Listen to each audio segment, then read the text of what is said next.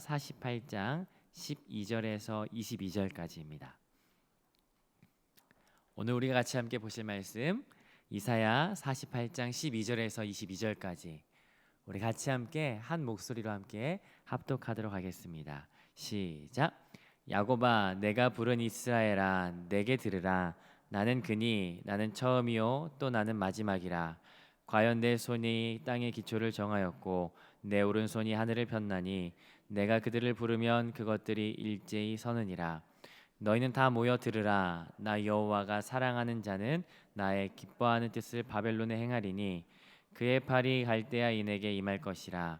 그들 중에 누가 이 일들을 알게 하였느냐? 나 곧 내가 말하였고 또 내가 그를 부르며 그를 인도하였나니 그 길이 형통하리라. 너희는 내게 가까이 나와 이것을 들으라. 내가 처음부터 비밀히 말하지 아니하였나니 그것이 있을 때부터 내가 거기에 있었노라 하셨느니라. 이제는 주 여호와께서 나와 그의 영을 보내셨느니라.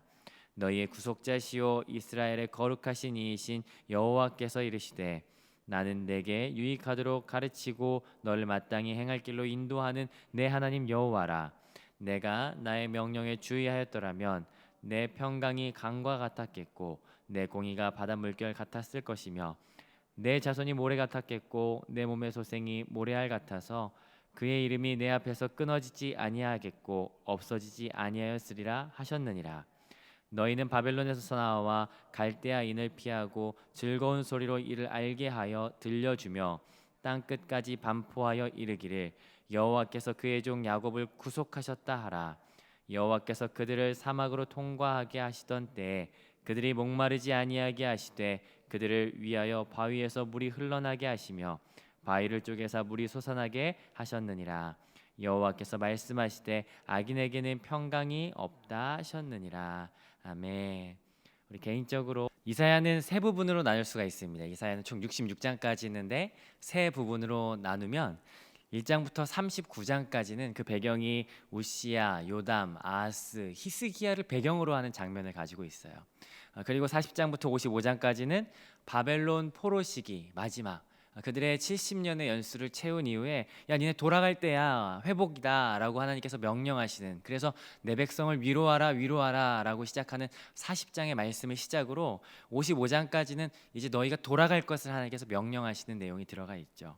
56장부터 66장까지는 그들이 이미 귀환했어요. 귀환한 상태에서 그들이 이미 돌아온 때 다시 과거로 돌아가지 않을 것을 하나님께서 말씀하시는, 그래서 너희 돌아가지 말고 너희 과거에 있었던 그 일을 답습하지 말고 너희에게 정의와 의를 행해야 될 것을 하나님 말씀하시는 내용으로 이렇게 세 부분으로 나눠져 있습니다. 오늘 본문을 살펴보면 이번 한 주 동안은 48장부터 51장까지를 좀 같이 살펴볼 것이거든요.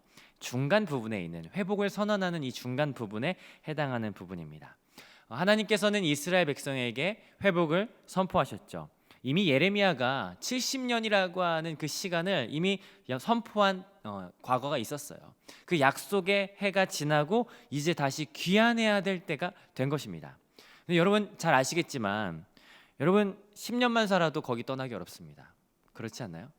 저 서울에서 10년 살았거든요. 저 원래 서울 사람 아니에요. 근데 서울에서 10년 사니까 지금도 눈 감으면 그 다녔던 소아과 생각나요. 그 다녔던 시장, 거기에 있었던 맛있는 빵집 되게 기억나는데, 그런데 이 사람들이 70년 살았어요. 오죽했겠습니까? 에스라, 느헤미야 보면요, 가자라고 했을 때 가는 사람 많지 않았어요. 그리고 예배를 도울 레위인들 없어서요, 다시 갔다가 그 사람들 다시 찾아서 돌아오는 장면도 등장해요.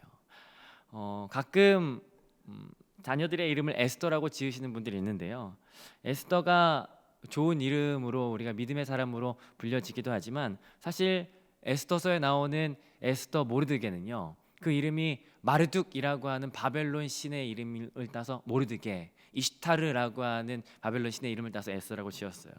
오죽했으면 그 바벨론 신의 이름을 딴 자녀들의, 유대인인데도 그 이름을 지었겠습니까? 얼마나 오랜 시간이 지났으면 그들에게 동화가 일어나고 적응이 일어나고 정체성이 희미해졌나라고 하는 그런 이야기를 볼 수가 있는 거죠. 뭐 변질됐다라고 하는 것을 이야기하는 게 아니고 얼마나 그 긴 시간을 지내는 동안에 그럴 수밖에 없는 상황에 놓여 있었다라고 하는 것을 볼 수 있는 한 장면인 것이에요.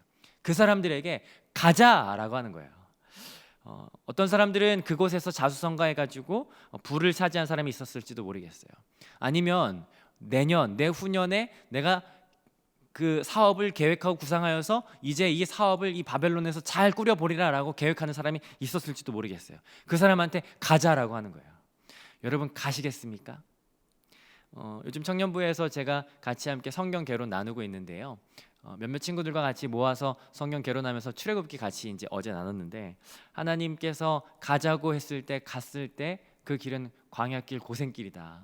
근데 가지 않았을 때 그곳 바로가 줄 수 있는 그 피라미드, 그 황금, 그런 좋은 유익들이 있지 않냐? 갈래 말래 이렇게 하니까 좀 생각을 해봐야겠는데요. 전 안 가겠습니다라고 하는 친구들이 있더라고요. 가자라고 했을 때 갈까 말까 고민하는 것은 당연한 것이라고 하는 거예요. 그런데 이 말씀이 단순히 이 바벨론에서 갈까 말까를 고민하는 이들에게만 포함되는 말씀이 아니라 오늘 이 말씀이 우리에게도 필요하죠. 하나님께서 자 때가 되었다라고 하시는데도 여전히 그에 대한 동의가 생기지 않는 우리들의 모습이 혹시 있지 않으십니까? 하나님의 말씀이 우리에게 선포되어졌는데 이 말씀이 나에게 액면 그대로 믿어지지 않는 상황이 있으십니까? 아니면 동시에 하나님이 어떤 일을 행하실까라고 하는 그런 기대감에 사로잡혀 있는 부분이 여러분에게 있으십니까? 이 모두에게 이 말씀이 필요해요. 왜냐하면 이 말씀을 살펴볼 때 하나님이 누구신지에 대해서 드러나거든요. 그럼 오늘 이 말씀을 같이 한번 살펴보도록 하겠습니다. 매일 성경은 오늘 이 본문을 두 개 단락으로 구분했어요. 12절부터 16절, 17절부터 22절까지. 저도 오늘 그 두 개의 단락 구분을 통해서 같이 함께 본문을 살펴보고자 합니다. 자, 먼저 첫 번째 단락입니다. 12절부터 16절까지인데요. 자, 첫 번째 단락에는 아마 여러분이 읽으시면서 밑줄 그으셨을 것 같아요. 12절부터 16절에 있는 이 단락 안에서 핵심 단어를 꼽으라고 한다면 뭐를 꼽을 수 있을까요? 당연히 들으라 라고 하는 단어가 몇 번 반복되는 거죠? 3번 반복되고 있어요. 들으라 라고 하고 있어요. 뭘 들으라는 걸까요? 12절 같이 읽어보겠습니다. 12절 함께 있습니다. 시작. 야곱아 내가 부른 이스라엘아 내게 들으라. 나는 그니 나는 처음이요 또 나는 마지막이라. 먼저 하나님께서 우리의 정체성을 분명히 하세요. 뭐죠? 하나님이 부르신 자들이라는 거야. 내가 부른 이스라엘아 라고 말씀하세요. 여러분이 여기 왜 있는지 아십니까? 그건 하나님 부르셨기 때문이에요. 신약에도 부르심을 받았다라고 하는 의미로 그리스도인들을 칭하는 말이 있어요. 그게 뭐예요? 에크, 밖에서 칼레오, 불러내다. 에클레시아라고 하는 이름인 교회가 바로 부름을 받은 자들이에요. 그러니까 우리는 구약에서는 물론 교회라고 부르지는 않지만 부르심을 입은 자들이다라고 하는 것이에요. 그러면 부르심을 입은 자들이 해야 될 게 있어요. 그게 뭔지 아십니까? 뭘 하라는 거예요? 들으라라고 하는 거예요.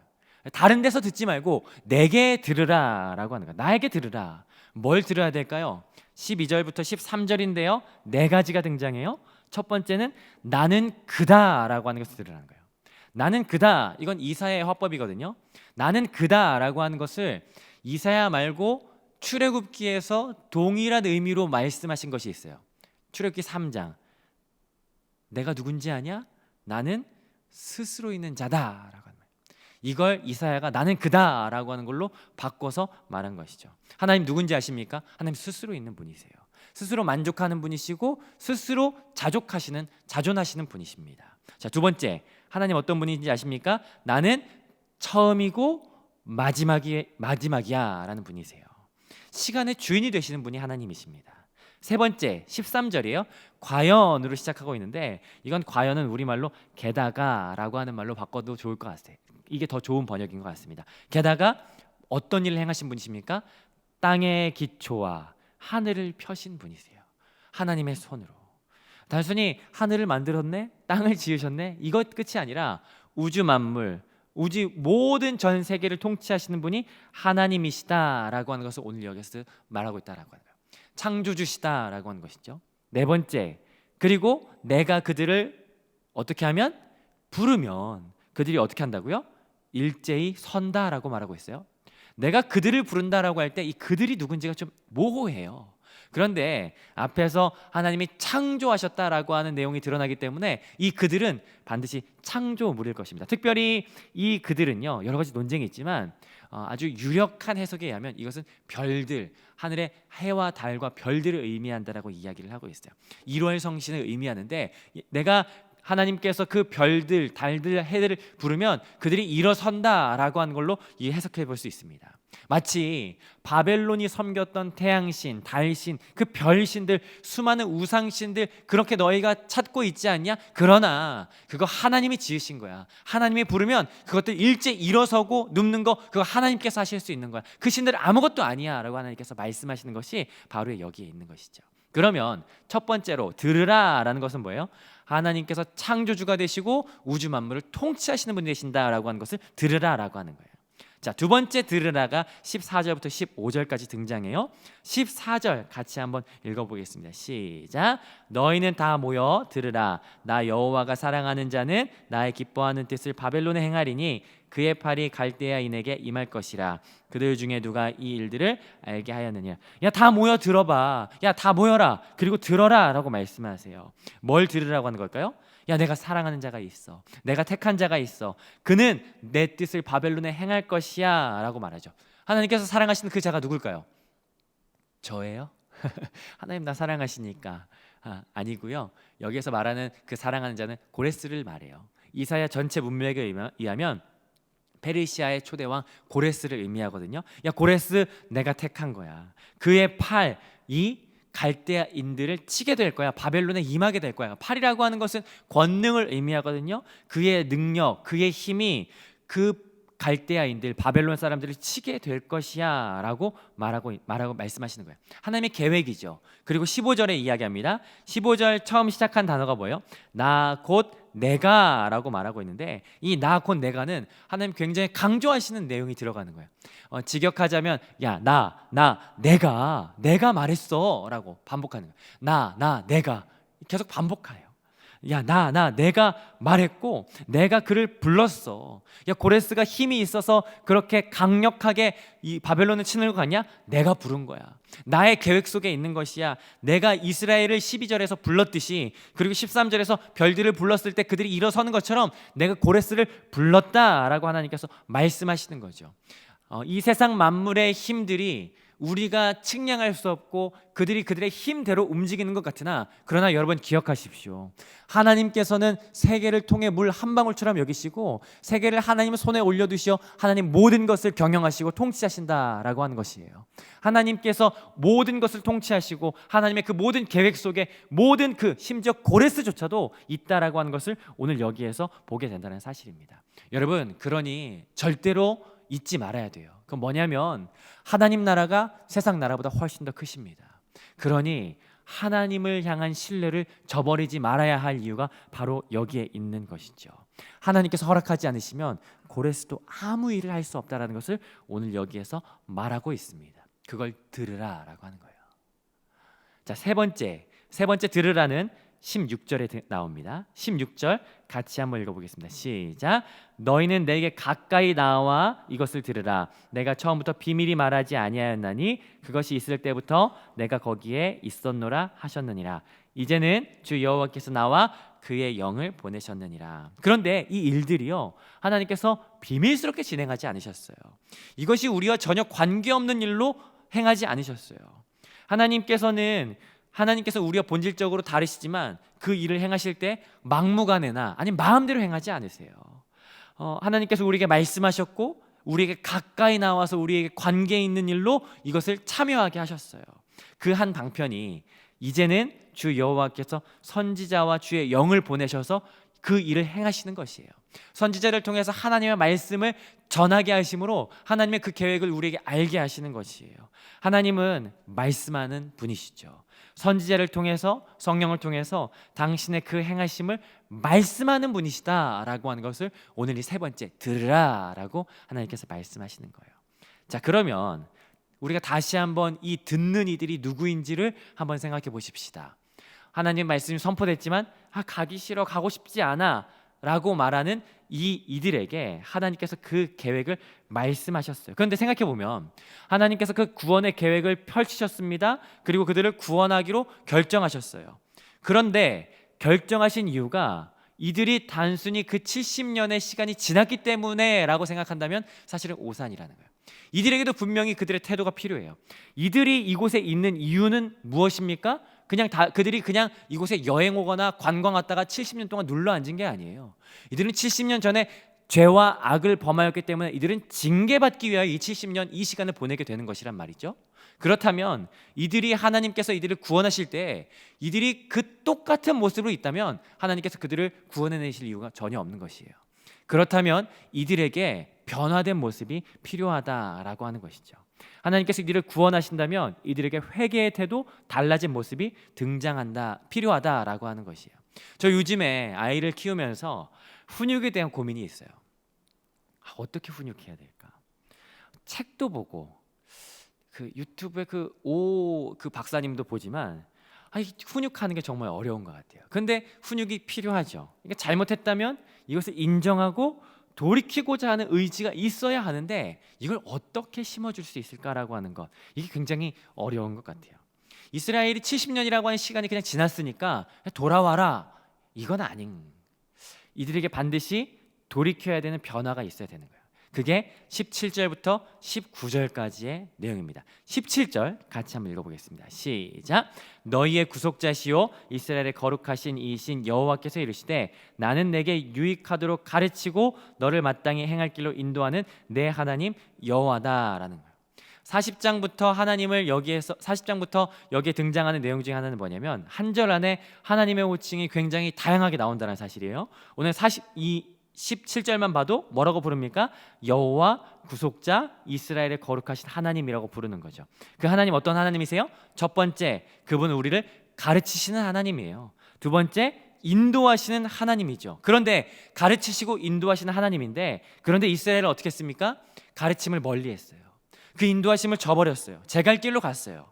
그래서 말하는 거예요. 18절 같이 읽어봅니다. 시작. 내가 나의 명령에 주의하였더라면, 야, 네가 과거에 나의 명령에 주의하였더라면, 야, 네가 과거에 나의 인도함에 주의하여 경청하였더라면, 나의 가르침에 주의하여 경청하였더라면 너 어떻게 됐을 것 같은지 알아? 평강과 공의가 강과 바다처럼 충만했을 것이야. 하나님의 통치의 속성이죠. 평강과 공의, 그것이 강물과 바다처럼 넘쳐났을 것이야 라고 하는 것이에요. 그리고 19절 보시겠습니까? 내 자손이 뭐와 같이?